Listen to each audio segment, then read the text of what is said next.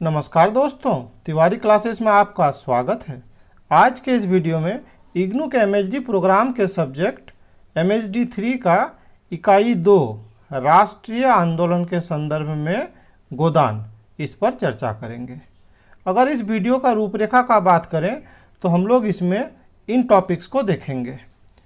गोदान में उपस्थित राष्ट्रीय आंदोलन, किसान जीवन में राष्ट्रीय आंदोलन का प्रभाव, शहरी जीवन में राष्ट्रीय आंदोलन का प्रभाव, गोदान में स्वतंत्र भारत की कल्पना, और लास्ट में हम लोग देखेंगे गोदान और प्रेमचंद की जनतांत्रिक दृष्टि। तो ये जो लास्ट वाला टॉपिक है, गोदान और प्रेमचंद की जनतांत्रिक दृष्टि, इससे सीधे प्रश्न पूछा जाता है, ठीक है। और ऊपर वाला जो टॉपिक है तो जनरली इसमें मिला के ही प्रश्न पूछा जाता है, अर्थात ऐसे प्रश्न पूछा जाता है कि राष्ट्रीय आंदोलन के संदर्भ में गोदान के महत्व को स्पष्ट कीजिए, है ना। इस तरह से पूछा जाता है। तो चलिए इस वीडियो को देख लेते हैं।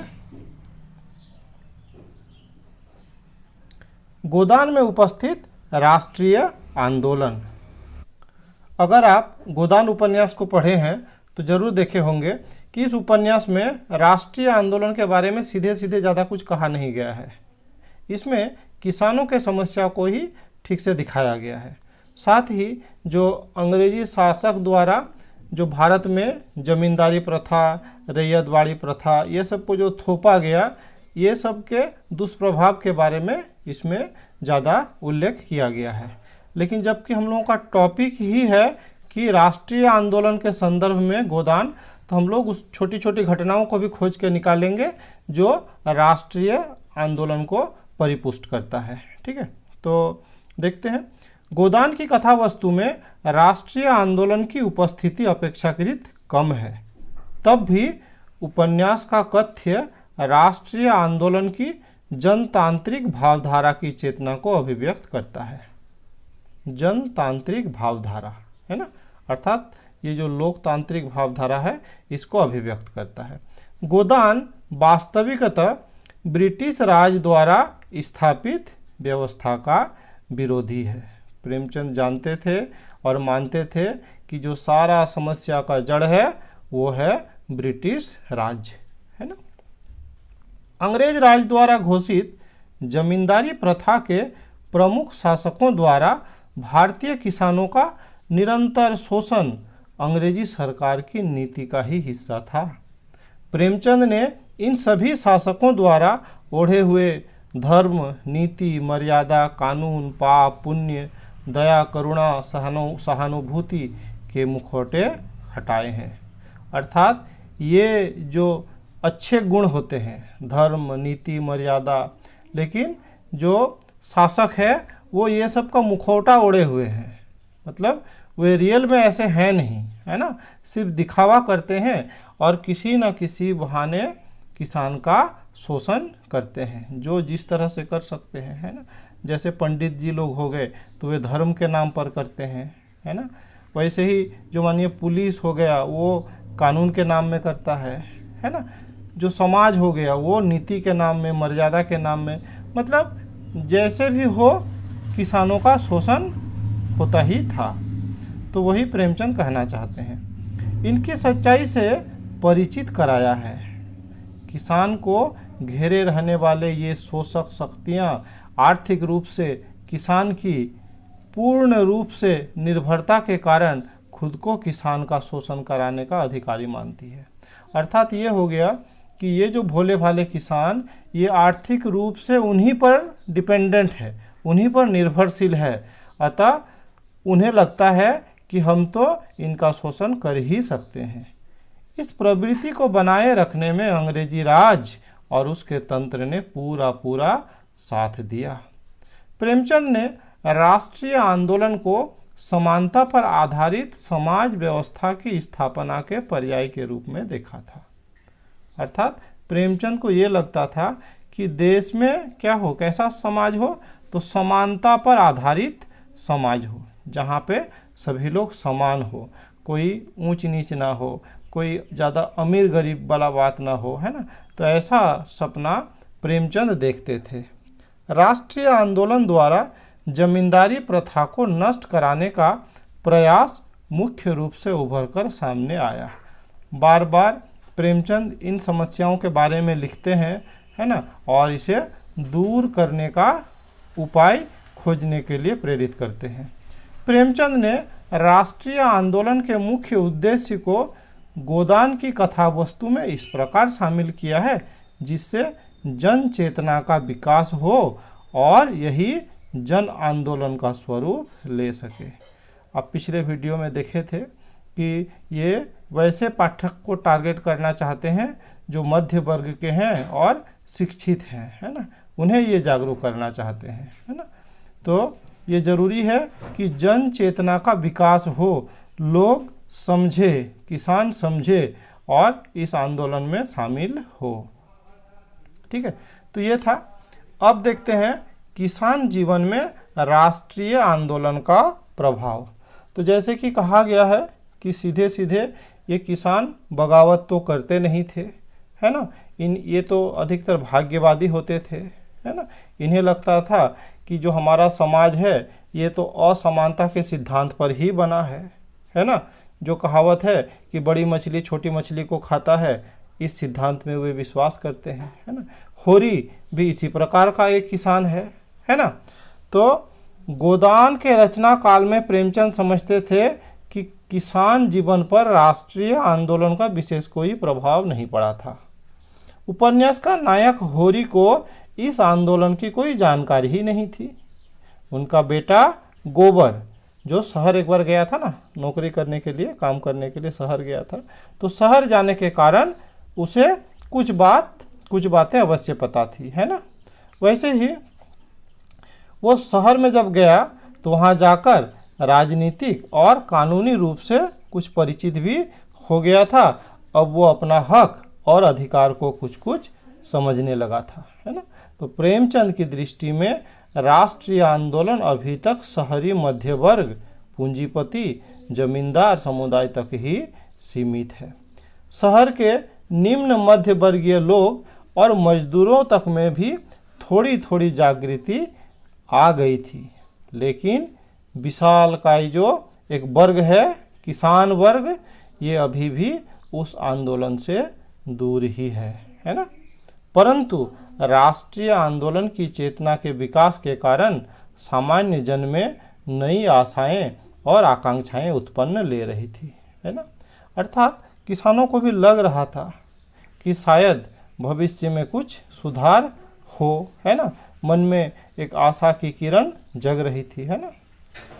प्रेमचंद जमींदारी प्रथा के नष्ट किए जाने के प्रति सामान्य की सहमति चाहते थे। वे चाहते थे कि सभी लोग सहमत हो, सभी लोग सामने आए, है ना। वे जान चुके थे कि ग्रामीण क्षेत्र में राष्ट्रीय आंदोलन ने जन सामान्य को बहुत अधिक प्रभावित नहीं किया है, लेकिन जमींदारी प्रथा के शोषण से ग्रामीण किसान ही प्रभावित होने के कारण चेतना के संकेत वहीं से उभरने चाहिए थे। अर्थात जिनका शोषण हो रहा है, विरोध सबसे पहले उनके पास से ही आना चाहिए था और आगे इसे जन आंदोलन का स्वरूप प्राप्त होना भी आवश्यक था, है ना। अर्थात जो शोषित हैं, पहले अगर वो लोग विरोध करें, हाँ, और फिर धीरे धीरे ये जन आंदोलन का रूप ले तो ये सबसे अच्छा होता है ना। लेकिन उस समय तक जो स्थिति था तो किसान वर्ग अधिक जागरूक थे ही नहीं, है ना। प्रेमचंद राष्ट्रीय आंदोलन के प्रभाव और चेतना को शहरों तक ही सीमित देखकर चिंतित भी थे। इसलिए वे इस निष्कर्ष तक पहुँचे कि जब तक जमींदारी और रैयतबाड़ी प्रथाएं नष्ट नहीं होती, स्वतंत्र भारत में भी किसानों की स्थिति में कोई मूलभूत बदलाव नहीं हो पाएगा, है ना। अर्थात ये जो व्यवस्था है, जमींदारी व्यवस्था, रैयतबाड़ी व्यवस्था, ये सबसे पहले ख़त्म होना चाहिए, तभी जाके कुछ हो सकता है।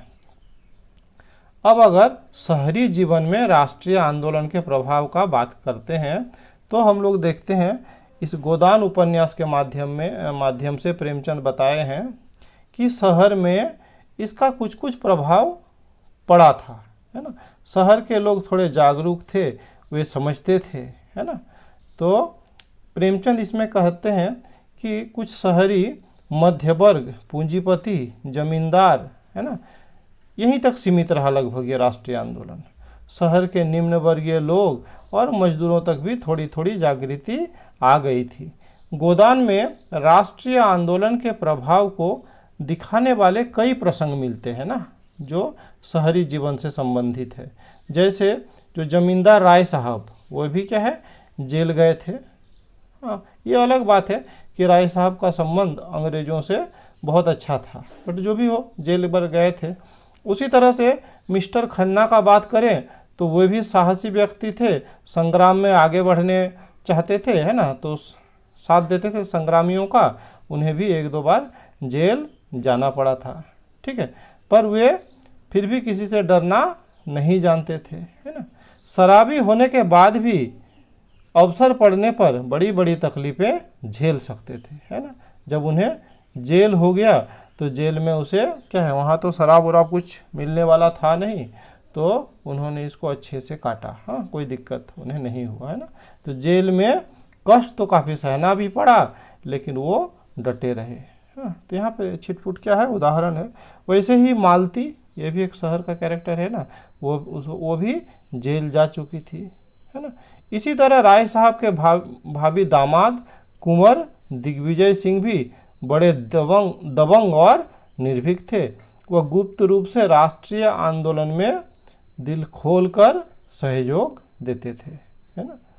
बस यह था कि उसमें कुछ पात्र कांग्रेस के सहयोग देने के लिए पछताते हुए भी दिखाई देते हैं। अर्थात कुछ लोग तो थे जो राष्ट्रीय आंदोलन को बढ़ावा दे रहे थे, लेकिन कुछ लोग ऐसे भी थे जो राष्ट्रीय आंदोलन में साथ देने के लिए कांग्रेस के पक्ष में आए, लेकिन आने के बाद में पछताए भी कि बेकार हम क्या किए, कांग्रेस को ज्वाइन किए, है ना। वो ठीक है, बाद में बताते भी हैं, ठीक है। अर्थात क्या स्थिति हो गया कि कभी वे जेल जाने का गौरवगान करते हैं, तो कभी अपनी इस मूर्खता के लिए अपने आप को कोसते हैं, है ना। अर्थात दोनों तरह की स्थितियां उस समय हो गई थी, है ना।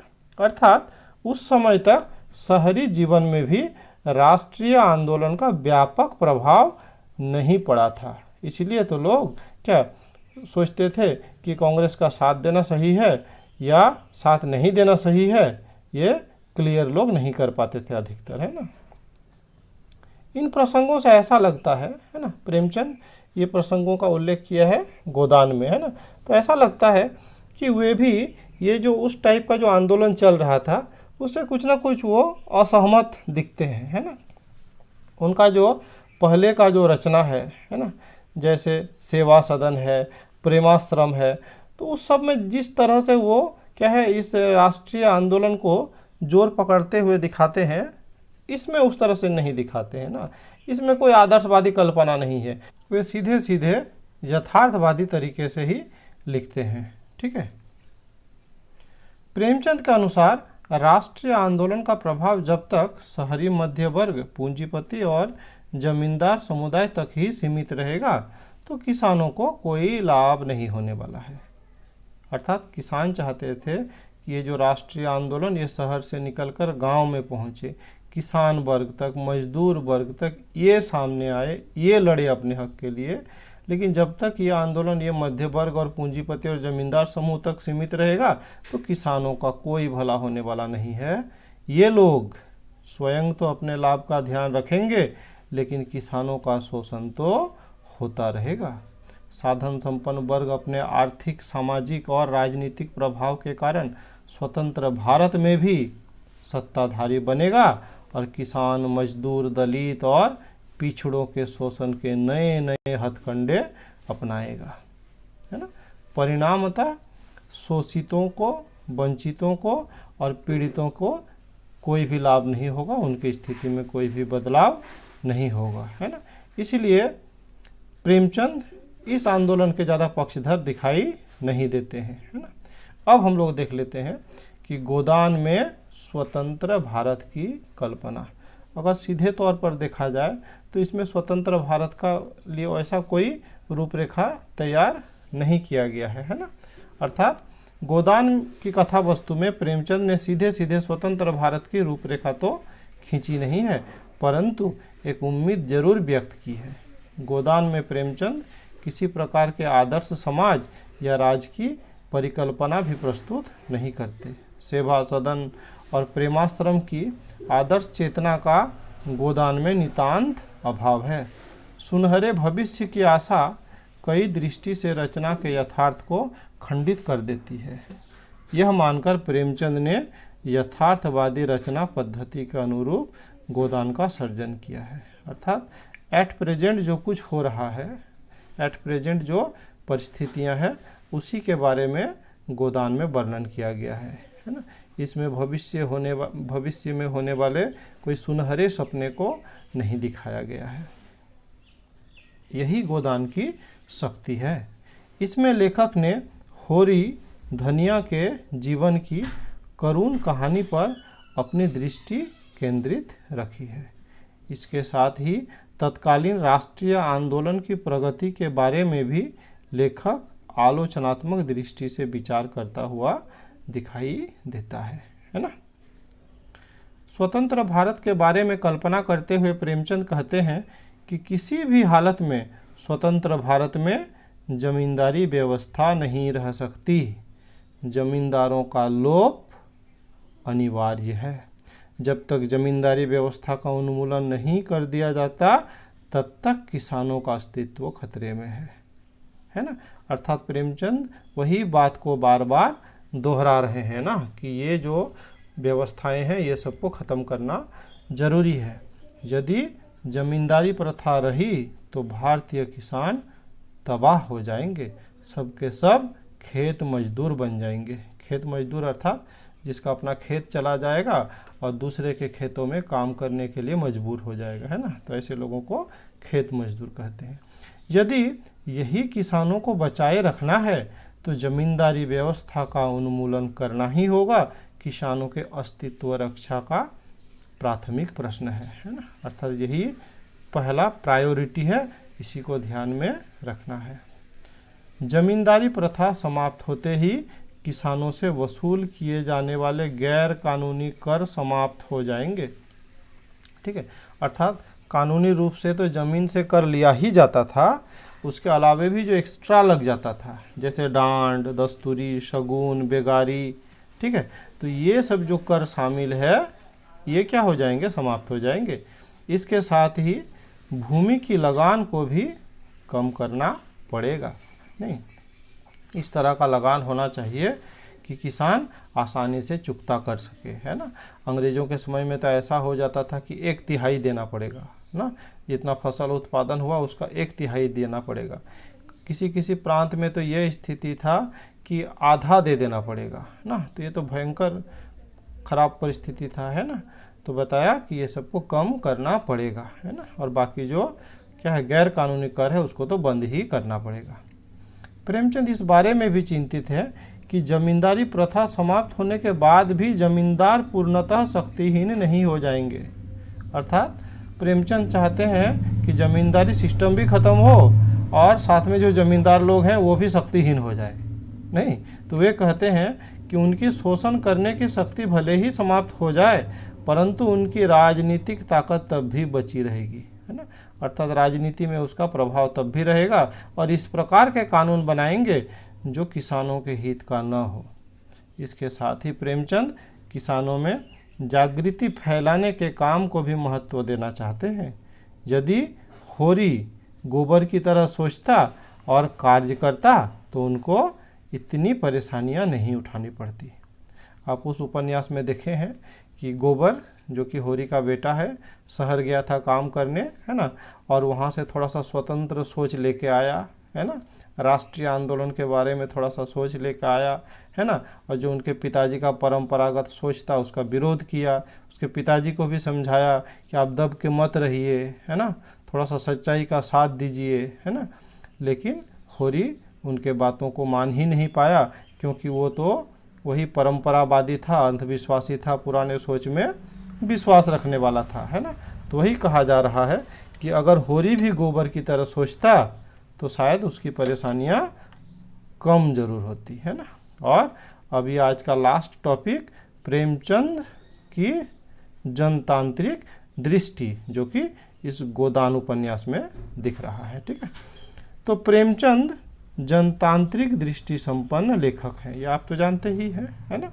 उन्होंने हमेशा अंग्रेजी राज का विरोध किया, जमींदारी रैयतवाड़ी व्यवस्था को जड़ से उखाड़ फेंकने की वकालत की, शोषण विहीन समाज की परिकल्पना में विश्वास वे रखते हैं। उनके अनुसार किसी भी व्यक्ति या समूह को दूसरे का शोषण करने का कोई अधिकार नहीं है। इसीलिए तो प्रेमचंद को लगता है कि जो व्यक्ति अत्यधिक धनी है वो ईमानदार हो ही नहीं सकता। लीजिए क्या कहते हैं, वो किसी न किसी तरह से किसानों का, मजदूरों का शोषण जरूर किया है, तभी तो क्या बने हैं, वो अत्यधिक अमीर बने हैं। उसे लगता है कि ये धनी व्यक्ति वर्तमान समाज व्यवस्था को स्वीकार कर लिया है। और वर्तमान समाज व्यवस्था क्या था उस समय के लिए, तो अमीरों द्वारा गरीबों के शोषण पर आधारित समाज व्यवस्था था, है ना। गोदान में उन्होंने धन संपत्ति की जगह जगह आलोचना भी कर रखी है। प्रेमचंद ने गोदान में होरी धनिया के शोषण की कहानी कही है। इस वर्णन में प्रेमचंद का मानना है कि ये शोषण अवैध है, गलत है। होरी भले ही इसे स्वाभाविक मानता है, परंतु धनिया इसका विरोध करती है। गोबर तो इस पर बगावत करने के लिए ही तैयार हो जाता है। प्रेमचंद ने होरी की कथा का अत्यधिक विस्तार भी इसलिए दिया है ताकि यह स्पष्ट हो सके कि होरी का ये शोषण अवैध है, गैर कानूनी है, अप्राकृतिक है, और कि शिक्षित वर्ग के सामने शोषण की अवैधता को स्पष्ट करने के लिए ही उन्होंने महाजनों द्वारा लिए जा रहे सूद का हिसाब दिया है। अत्यधिक लगान के बकाया रह जाने के दर्द को रेखांकित किया है ना। ये जो लगान, इसमें आप पढ़े हैं, गोदान में ही मेंशन किया गया है कि जब किसान लोग क्या करते थे, अपना कर चुकता भी कर देते थे, फिर भी कभी कभी वही कर फिर से उससे मांगा जाता था, काहे कि उसको कोई रसीद उसीद तो दिया जाता नहीं था। तो एक ही कर को 2 बार 3 बार मांगा जाता था, और किसान तो ऐसे ही परेशान रहते थे। एक बार का कर देते देते तो वे एकदम बहुत ज़्यादा परेशान हो जाते थे, काहे कि बहुत अधिक मात्रा में देना होता था, है ना। और अगर दोबारा तिबारा देना पड़े, अर्थात ये तो इस कर्ज से कभी मुक्त हो ही नहीं पाएंगे, है ना। तो डांड, जुर्माना, दस्तूरी आदि को भी उन्होंने स्पष्ट किया है ना। ये सब क्या है, अवैध कर है ना, जो तरह तरह से लिया जाता था। उनकी अत्यधिक मात्रा पर ही नहीं बल्कि उनकी अवैधता पर भी प्रेमचंद बल देना चाहते हैं, है ना। राष्ट्रीय आंदोलन की इसी जनतांत्रिक दृष्टि के कारण होरी जैसा अपढ़, दब्बू, पिछड़ा हुआ किसान इस उपन्यास का नायक है ना। अर्थात ये होरी क्या है, गोदान उपन्यास का नायक है। ऐसे नायक तो दूसरा कोई भी हो सकता था, है ना। और पहले जो हम लोग क्या बोलते हैं, जो काव्य का रूप देखते थे, उसमें हम लोग क्या सोचते, क्या देखते थे कि नायक ऐसा होना चाहिए जो थोड़ा शिक्षित हो, है ना, जो स्मार्ट हो, है ना, बुद्धिमान हो। लेकिन यहाँ का जो नायक है वो होरी है, अपढ़ है, दब्बू है, पिछड़ा हुआ है, पुरानी परंपराओं में विश्वास रखने वाला है। तो प्रेमचंद ने ऐसा क्यों किया? ताकि किसान के समस्याओं को सामने रखा जा सके। अन्यथा नायकत्व की संभावनाएं तो राय साहब में सबसे अधिक है। यदि लेखक तटस्थ होना चाहता तो प्रोफेसर मेहता को भी इस उपन्यास का नायक बना सकता था, और तब गोदान की कथा का संपूर्ण भाव बदल जाता। परंतु प्रेमचंद ने ऐसा नहीं किया। राय साहब, पंडित दाता दीन, नोखेराम, पटेश्वरी, झिंगुरी सिंह, मिस्टर खन्ना जैसे चारित्रिक दृष्टि से तथाकथित शरीफ लोग खलनायक बनकर हमारे सामने आते हैं, है ना। तो इसे खलनायक के रूप में इन्हें प्रस्तुत किया गया है। इनको खलनायक राष्ट्रीय आंदोलन के पक्षधर लेखक ने बनाया। काहे कि प्रेमचंद ये राष्ट्रीय आंदोलन के पक्षधर थे, किसानों का हितैषी थे, इसलिए उन्होंने होरी को इसका नायक बनाया। निष्कर्ष यह है कि भले ही प्रेमचंद ने उपन्यास की कथा वस्तु में राष्ट्रीय आंदोलन का उल्लेख अपेक्षाकृत कम किया है, तब भी उपन्यास का मूल कथ्य राष्ट्रीय आंदोलन की जनतांत्रिक भावधारा की चेतना को अभिव्यक्त करता है। तो इस प्रकार आज के इस वीडियो में इतना ही। अगले इकाई का वीडियो बहुत जल्द लेकर आएंगे। अगर ये आपको वीडियो अच्छा लगा तो लाइक शेयर कर सकते हैं। साथ ही अगर आप चैनल में नए हैं तो चैनल को सब्सक्राइब कर सकते हैं। इस वीडियो में मेरे साथ बने रहने के लिए बहुत बहुत धन्यवाद।